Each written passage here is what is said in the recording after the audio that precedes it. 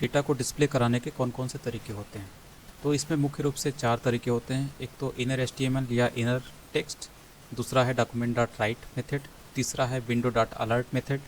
चौथा है console dot log. सबसे पहला जो इनर एचटीएमएल है, ये सबसे कॉमन तरीका होता है डेटा को डिस्प्ले कराने का, और ये एक प्रॉपर्टी है, यानी इनर एचटीएमएल या इनर टेक्स्ट ये एक प्रॉपर्टी है जहाँ पर इनर एचटीएमएल किसी एचटीएमएल के कंटेंट को चेंज करने के लिए इस्तेमाल किया जाता है, उसे डिस्प्ले कराने के लिए इस्तेमाल किया जाता है। वही इनर टेक्स्ट जो होता है वो प्लेन टेक्स्ट को चेंज करने के लिए इस्तेमाल किया जाता है। डॉक्यूमेंट डॉट राइट जो मेथड होता है, इसका इस्तेमाल टेस्टिंग पर्पज़ के लिए किया जाता है, और इसके इस्तेमाल से थोड़ा सा बचना भी चाहिए, टेस्टिंग के लिए ही इस्तेमाल करना चाहिए, क्योंकि ये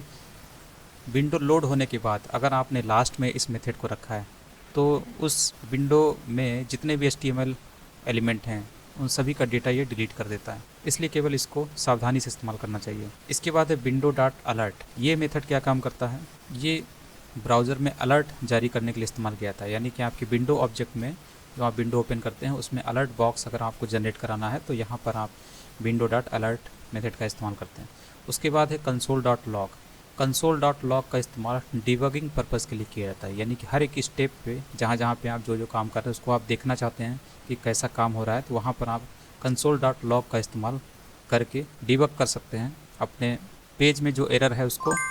देख सकते हैं। जावास्क्रिप्ट प्रोग्रामिंग में प्रिंट से संबंधित कोई मेथड नहीं होता, लेकिन विंडो डॉट प्रिंट